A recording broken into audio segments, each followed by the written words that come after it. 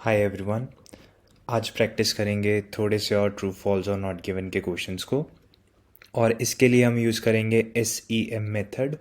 S से starting, E से ending और M से मिडल।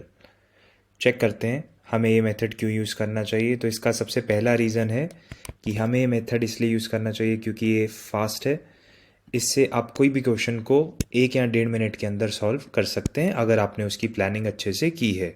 और दूसरी, इससे आपकी कन्फ्यूजन काफ़ी हद तक कम हो जाएगी। काफ़ी हद से मेरा मतलब है 80% ऑफ द आंसर्स आपको इजीली मिल जाएंगे। सो अगर 10 क्वेश्चन आ गए तो उसमें से 8 में से आपको कन्फ्यूजन कम होगी।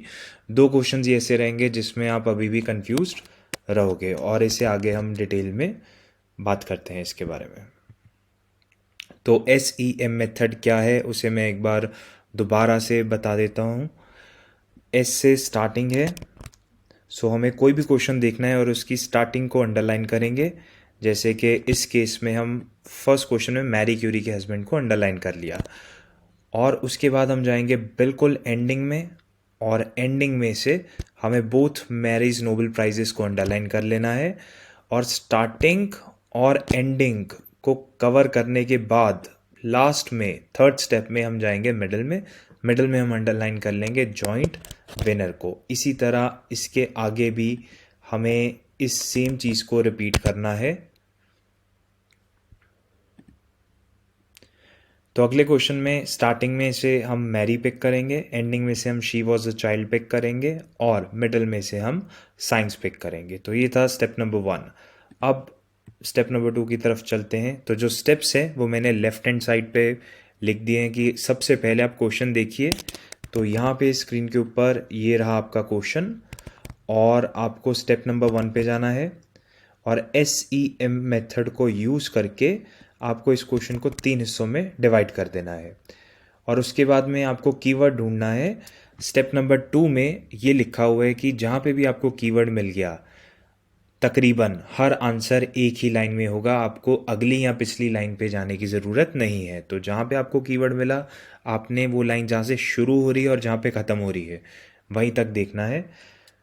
चलिए अब बात करते हैं कि इस फर्स्ट क्वेश्चन को हम कैसे सॉल्व करेंगे। तो देखिए, स्टार्टिंग में से हमने हैले ऑब्जर्व्ड को अंडरलाइन किया जो कि ऊपर पैरा में हमें मिल गया। उसके बाद में हमें मिडल का वन ट्रांजिट ढूंढना है जो हैले ऑब्जर्व्ड के ठीक आगे लिखा हुआ है। और लास्ट में यहाँ पे लिखा हुआ है प्लैनेट वीनस।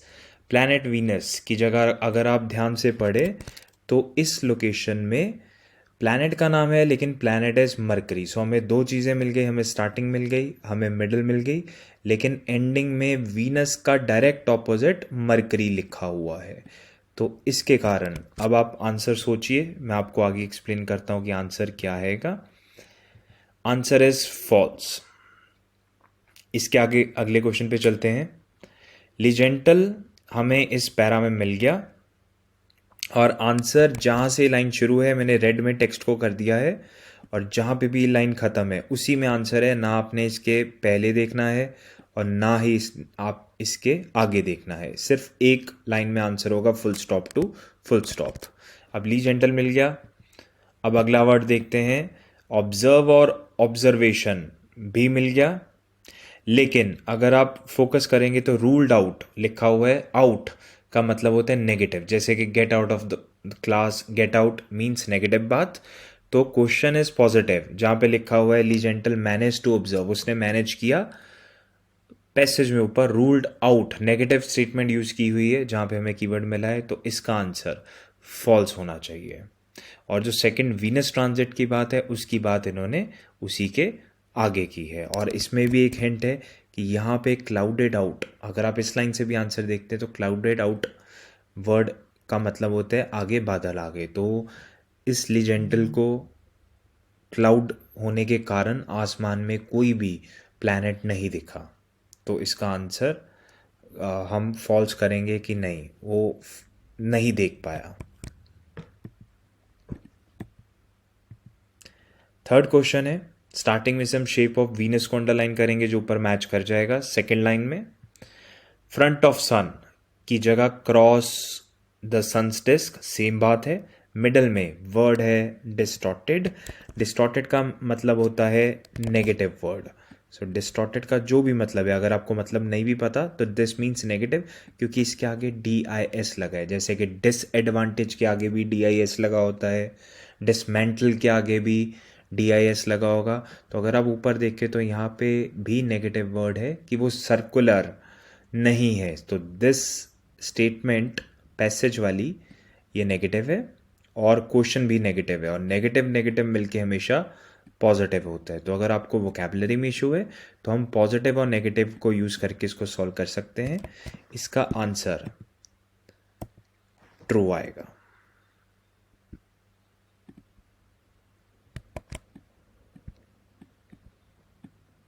यहाँ पे मैं मार्क कर देता हूँ इसका आंसर ट्रू। आगे बढ़ते हैं। तो क्वेश्चन नंबर 4 है अर्ली एस्ट्रोनॉमर्स, वो मार्क कर दिया है, हाईलाइट कर दिया येलो में। इस लाइन में आंसर है, मिडल में से हम पिक करेंगे एटमॉस्फेयर ऑन वीनस। वीनस को वीनस ही बोल दिया, एटमॉस्फेयर की जगह surrounded by thick layer of gases. तो आसपास का पर्यावरण कैसा है, एटमॉस्फेयर, वो मैच कर गया। अब एंडिंग में वर्ड है टॉक्सिक। अगर आप वहाँ पे फोकस करें तो गैसेस की बात है, लेकिन वो गैस पॉजिटिव है, नेगेटिव है, जहरीली है, इसका कहीं पे भी मेंशन नहीं किया हुआ। तो जहर वाला है कि नहीं है, टॉक्सिक का मतलब होता है जहर। तो इसका आंसर हम नॉट गिवन बोलेंगे कि थर्ड थिंग है वो क्लियर नहीं बताई। अगला क्वेश्चन है 5th, पैरेलैक्स प्रिंसिपल ऊपर मिल जाएगा। इस लाइन में मिडल में से एस्ट्रोनॉमर्स टू वर्कआउट, एस्ट्रोनॉमर्स बिल्कुल लास्ट लाइन में है, वर्कआउट की जगह calculate the distance word use कर दिया कि उन्हें मेहनत करनी पड़ रही है, उन्हें कुछ कैलकुलेट करना पड़ रहा है। और लास्ट में हमें ढूंढना है स्टार्स, तो स्टार्स भी ऊपर गिवन है। तो क्योंकि हमें तीनों चीज़ें मिल गई, इसका आंसर ट्रू आएगा। नेक्स्ट क्वेश्चन पे मूव करते हैं।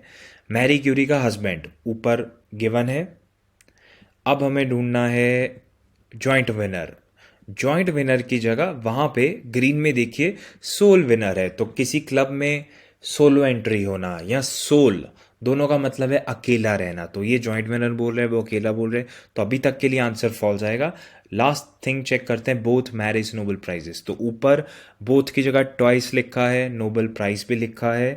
तो इसमें भी हमें स्टार्टिंग मिल गई, हमें एंडिंग मिल गया, लेकिन हमें मिडल में से यहाँ पे जॉइंट बोल रहे हैं और वहाँ पे सोल बोल रहे हैं अकेला।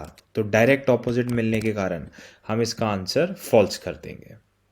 नेक्स्ट क्वेश्चन पे मूव करते हैं। 7th की स्टार्टिंग में मैरी लिखा हुआ है, जो मिल जाएगा। एंडिंग में चाइल्ड है, चाइल्ड को चाइल्डहुड बोल दिया। मिडल में इंटरेस्टेड इन साइंस। तो अगर आप ऊपर देखिए सेकेंडरी एजुकेशन लिखा हुआ है। अब सेकेंडरी एजुकेशन में मैथ्स, केमिस्ट्री, फिज़िक्स, साइंस के सब्जेक्ट्स हो गए यही, और सोशल स्टडीज़ कुछ भी हो सकता है। तो वहाँ पे उसने सेकेंडरी एजुकेशन में क्लियर नहीं किया, सब्जेक्ट कोई भी हो सकता है। क्वेश्चन में स्पेसिफिकली साइंस बोल रहा है, इसके कारण आंसर नॉट गिवन आएगा। अगर ऊपर पैसेज में साइंस का कोई भी डायरेक्ट ऑपोजिट सब्जेक्ट होता, जैसे मैथमेटिक्स हो गया, हिंदी, इंग्लिश, पंजाबी, तब इसका आंसर फॉल्स आता। लेकिन कोई सब्जेक्ट क्लियर ही नहीं किया, इसके कारण हमें अभी भी कन्फ्यूजन है, तो हम इसका आंसर नॉट गिवन बोलेंगे। 8th क्वेश्चन है, ये थोड़ा सा ट्रिकी है। मैरी हमें मिल जाएगा फर्स्ट पैरा की थर्ड वर्ड में मैरी लिखा हुआ है। मिडल में से वर्ड है अटेंड द सबॉन। सबॉन आपको मिल जाएगा दूसरे पैराग्राफ की दूसरी लाइन में, मैं मार्क कर रहा हूं। अब लास्ट थिंग हमें चेक करनी है सिस्टर्स फाइनेंशियल कंट्रीब्यूशन, लास्ट वाली। तो इस चीज़ को ग्रीन में हाईलाइट कर दिया हुआ है, उसकी सिस्टर का नाम है ब्रोनिया और फाइनेंशियल को फाइनेंस बोल दिया। तो इतना तो हमने पढ़ लिया। अब जो कीवर्ड था सबॉन, वो हमें मिला है दूसरे पैरा में, लेकिन इसका आंसर का लेना देना है इसके फर्स्ट पैरा में। अब ऐसा क्यों? ऐसा इसलिए क्योंकि अगर आप ये सबॉन वाली लाइन पढ़ें तो इसका थर्ड वर्ड है दिस। दिस हम तब यूज़ करते हैं जब इसके पहले कोई बात की होती है, उसी को बदल के हम दिस बोल देते हैं। तो आगे से आप ध्यान रखेंगे कि जिस भी क्वेश्चन को सॉल्व करते वक्त दिस आ गया तो आपको आंसर उस लाइन में भी देखना है और उसके एक लाइन ऊपर भी जाके चेक करना पड़ेगा। अब इसमें मैं आपको एक्सप्लेन कर देता हूँ।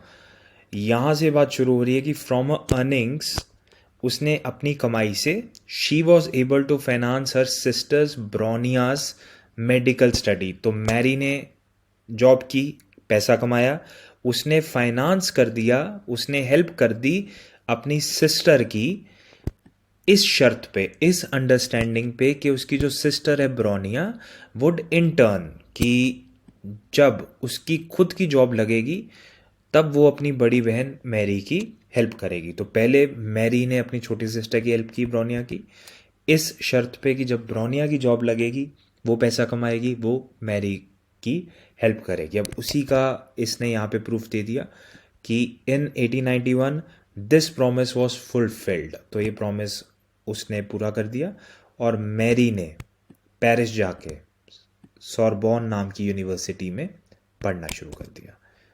तो इसका आंसर हम ट्रू बोलेंगे।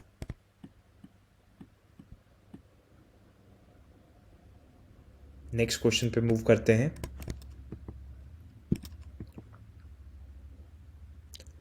अब इसमें मैरी स्टॉप्ड है, एंडिंग में चिल्ड्रन वर बॉर्न है और मिडल में सेवरल ईयर्स है। तो चिल्ड्रन वर बॉर्न हमें मिल जाएगा births of Mary's 2 daughters, arrow से मार्क कर दिया। सेवरल ईयर्स को बदल के 1897 एंड 1904 बोल दिया। सारा इशू है स्टार्टिंग वाले वर्ड का, मैरी स्टॉप्ड, तो इसकी जगह उन्होंने वर्ड यूज़ किया है फेल्ड टू इंटरप्ट। इसको करने के दो वेज हैं, या तो आप ध्यान से उसको पढ़िए और सॉल्व करिए, आपको आंसर मिल जाएगा। अगर आपको अभी भी कन्फ्यूजन है तो हम इसमें फिर से पॉजिटिव और नेगेटिव वाला मेथड यूज़ करेंगे। Failed is a negative word और इंटरप्ट करना, किसी को रोकना, किसी की लाइफ में दखल अंदाजी करना, this is also a negative word. तो नेगेटिव नेगेटिव मिलके पॉजिटिव हो जाएगा। तो ये paragraph, this is positive and this question is negative, क्योंकि यहाँ पे स्टॉप्ड वर्ड यूज किया हुआ है। तो जब भी हम नेगेटिव को पॉजिटिव के साथ प्लस करते हैं तो उसका आंसर हमेशा नेगेटिव ही आएगा। तो इसका आंसर नो आएगा, यानी कि इस केस में